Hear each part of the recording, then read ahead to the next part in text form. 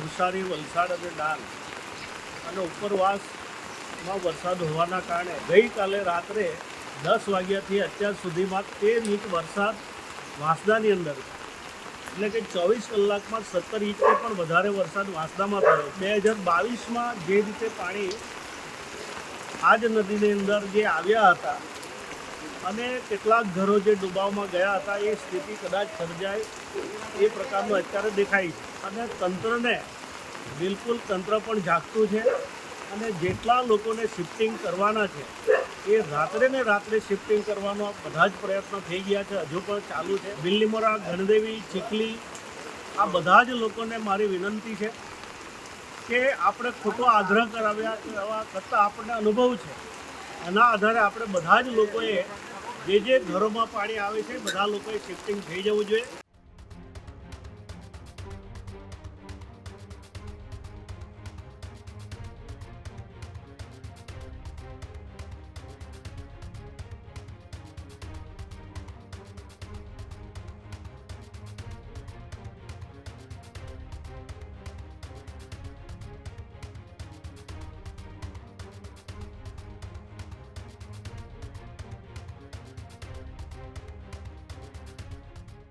નવસારીમાં સતત અવિરત ધોધમાર વરસાદ છે તે વરસી રહ્યો છે. ધોધમાર વરસાદને પગલે અત્યારે રેડ એલર્ટ છે તે જાહેર કરવામાં આવ્યું છે. છેલ્લા 3 દિવસથી અનરાધાર વરસાદથી જનજીવન અસરગ્રસ્ત થયું છે.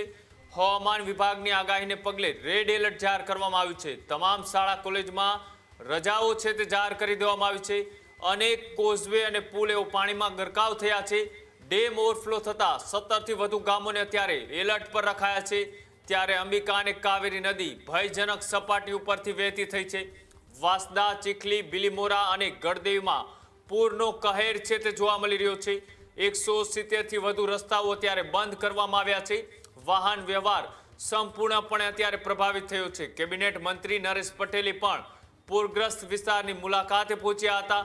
અધિકારીઓને સાથે રાખી પૂરગ્રસ્ત વિસ્તારની સ્થિતિની સમીક્ષા કરી, લોકો સાથે વાતચીત કરી અને ધસમસતા પ્રવાહની વચ્ચે મંત્રી નરેશ પટેલ કે જેઓ એ વિસ્તારની મુલાકાતે પહોંચ્યા હતા, જે વિસ્તારમાં પાણી ભરાયા છે તે વિસ્તારની અંદર પાણીમાં ચાલીને તેઓએ સમીક્ષા કરી હતી, લોકો સાથે વાતચીત કરી હતી. તંત્રને તમામ જે અસરગ્રસ્ત લોકો છે તેમને તાત્કાલિક મદદે આવવા માટેની પણ નરેશ પટેલે અપીલ કરી. જે રીતે વરસાદ આજે છેલ્લા 3 દિવસથી દક્ષિણ ગુજરાતની અંદર નવસારી, વલસાડ અને ડાંગ અને ઉપરવાસમાં વરસાદ હોવાના કારણે પણ એનાથી વિશેષ નવસારી જિલ્લાનો વાંસદા, ચીખલી, ખેરગામ આ 3 તાલુકામાં ખૂબ જ વરસાદ છે. ગઈકાલે રાત્રે 10 વાગ્યાથી અત્યાર સુધીમાં 13 ઇંચ વરસાદ વાંસદાની અંદર, એટલે કે 24 કલાકમાં 17 ઇંચથી પણ વધારે વરસાદ વાંસદામાં થયો છે.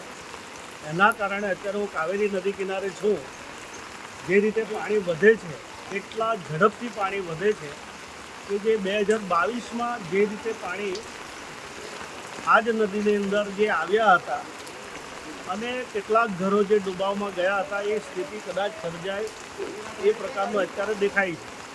અને એના કારણે આજે પૂરી રાત અમે પોતે પણ ઉજાગરા કર્યા છીએ અને તંત્રને તંત્ર પણ જાગતું છે અને જેટલા લોકોને શિફ્ટિંગ કરવાના છે એ રાત્રે ને રાત્રે શિફ્ટિંગ કરવાનો બધા જ પ્રયત્નો થઈ ગયા છે, હજુ પણ ચાલુ છે.